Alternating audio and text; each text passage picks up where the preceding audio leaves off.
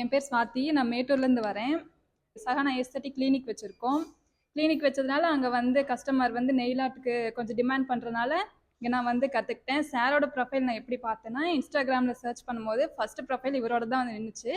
அதனால் ஃபஸ்ட்டு இவரையே நான் சூஸ் பண்ணிவிட்டு வந்து என்கொயரி பண்ணி ஜாயின் பண்ணிட்டேன். 6 டேஸ் கோர்ஸ் அது. ஃபுல்லாகவே ஒரு எக்ஸ்பீரியன்ஸாக இருந்தது. 6 டேஸும் டெய்லியும் ப்ராக்டிஸ் பண்ணி பண்ணி பார்த்து ஃபுல்லாகவே ஒரு எக்ஸ்பீரியன்ஸாக இருந்துச்சு. ஸ்கோப் இருக்குது, கண்டிப்பாக இதுக்கு நெயில் ஆர்ட்டுக்கு ஸ்கோப் இருக்குது.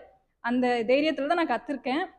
தியரி செஷன்லாம் எப்படி இருந்தது? தியரி செஷன் புரிஞ்சுக்கிற மாதிரி இருந்துச்சு.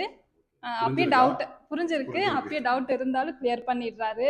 நமக்கு டவுட் கேட்கலைனாலும் தூண்டி தூண்டி கேட்க வச்சு கிளியர் பண்ணி விட்டுறாரு. ஒரு இப்போ நெயில்ஸ் பத்தின ஒரு கம்ப்ளீட் நாலேஜ் இருக்கா?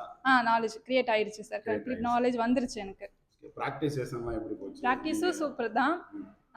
பக்கத்தில் வந்து நின்று சொல்லி கொடுக்குறாரு. நம்மளுக்கு தெரியல முழிச்சிட்டு இருந்தாலும் பக்கத்தில் வந்து என்னாச்சுன்னு கேட்டு ட்ரை பண்ண வச்சு அதுக்கப்புறம் நம்மளை கம்ப்ளீட் பண்ண வச்சிடறாரு அந்த டிசைனை.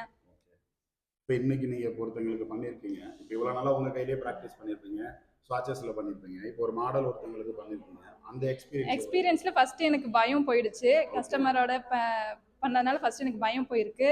அதுக்கப்புறம் எனக்கு ஒரு கான்ஃபிடன்ஸ் வந்திருக்கு. இனிமேல் எல்லா கஸ்டமருக்கூடயும் பண்ணிடலாம், எதோ மிஸ்டேக்காக இருந்தால் கிளியர் பண்ணிவிட்டு பண்ணிடலான்னு ஒரு கான்ஃபிடன்ஸ் வந்திருக்கு. தேங்க்யூ. Thank you sir.